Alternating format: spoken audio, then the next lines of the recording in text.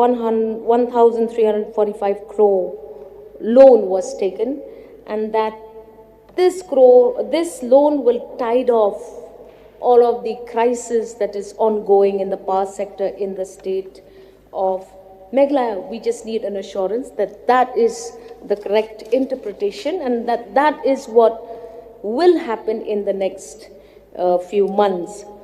Sir, I also perused over an RTI report that was filed seeking details from the MEECL and the kind of loan liabilities, outstanding bills that is there to all power companies and to everything. Now, when I look at those numbers, it does get very frightening and it does seem very difficult to decipher.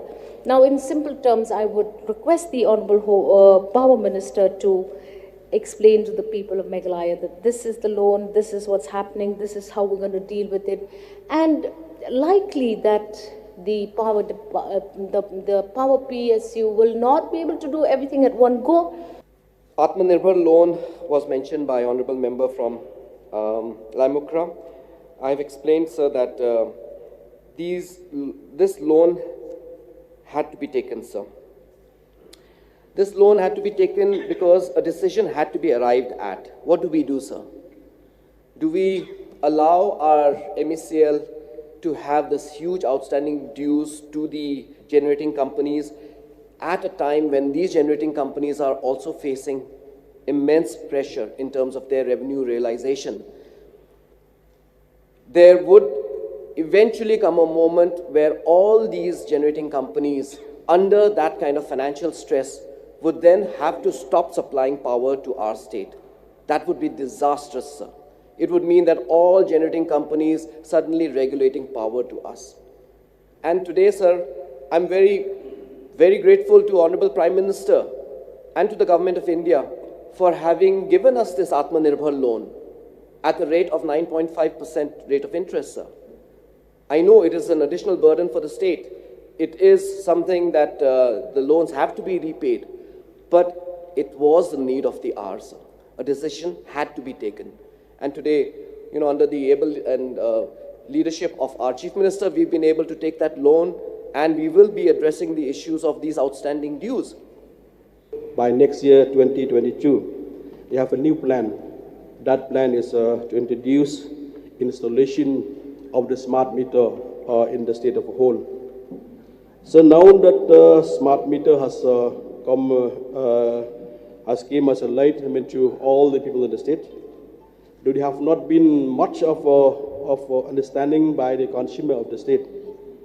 But what it need, that's why I be part of this short duration discussion.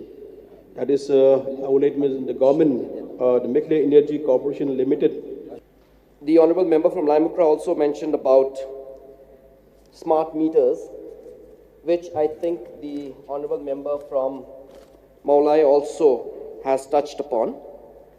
The fact that the smart meters is a burden on the state because this is a loan.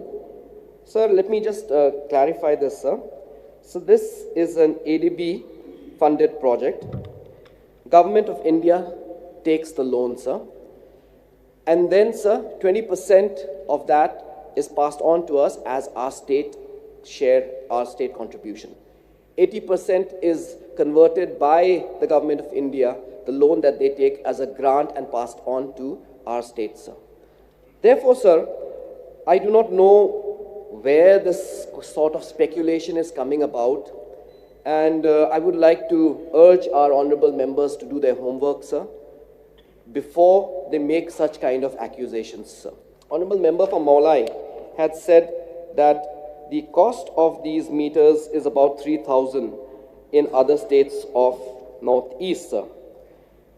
And sir, these smart meters, let me assure him, sir, I don't know the exact price of these meters, but these meters are in the tune or in the range, I'm not very sure, but 3,400, which is, if you look at it, sir, very justified.